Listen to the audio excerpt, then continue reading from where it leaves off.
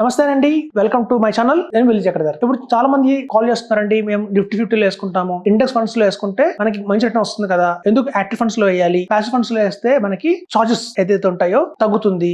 So ఇట్లా చాలా మంది కూడా ప్యాసివ్ ఫండ్స్ కోసం వెళ్తున్నారండి. సో మనం చూద్దాం, గత 15 సంవత్సరాలుగా ఎవరైతే ఇన్వెస్ట్మెంట్ చేసుకుంటూ వస్తున్నారో అటు ప్యాసివ్ ఫండ్స్ లో ఇన్వెస్ట్మెంట్ చేస్తే ఎంత వచ్చింది, ఎందుకంటే ఈవెన్ చార్జెస్ మనకి యాక్టివ్ ఫండ్స్ లో వచ్చి మనకి 1% ఎక్స్ట్రా చార్జ్ ఉంటుంది, ప్యాసివ్ ఫండ్ లో 1% ఎక్స్ట్రా చార్జ్ తగ్గుతుంది, అంటే ఎక్స్పెన్స్ రేషియో తగ్గుతుంది. అలా తగ్గినా కూడా మనకి రిటర్న్ లాభమా, సో అలా యాక్టివ్ ఫండ్స్ వెళ్ళడం వల్ల ఏమైనా లాభమా అని చూద్దామండి. ఇక్కడ చూడండి, నిఫ్టీ 50 ఇది గత 15 years గా తీసుకున్న డేటా. మనం అయితే యాజ్ ఆన్ డేట్ వచ్చి మనకి 31st May 2025 తీసుకుందండి. అంటే 31st May 2025 అంటే బ్యాక్ వెళ్తే మనం 31st May 2010 లో ఎవరైతే ఇన్వెస్ట్మెంట్ చేస్తారో వాళ్ళ ప్రకారం వచ్చిన రిటర్న్ అండి ఇది. సో నిఫ్టీ 50 వచ్చి మనకి 12.5% రిటర్న్ ఇచ్చింది. 12.5% వచ్చి మనకి ఇండెక్స్ అనేది ఏదో ఉందో నిఫ్టీ 50 టాప్ 50 కంపెనీస్ ఇచ్చినదండి. అయితే మనకి నెంబర్ 1 పొజిషన్ లో వచ్చి Nippon India large cap fund ఉంది. 14.60% రిటర్న్ ఇచ్చిందండి. 14.60 నిప్పాన్ ఇండియా లార్జ్ క్యాప్ ఇచ్చింది. Thank you.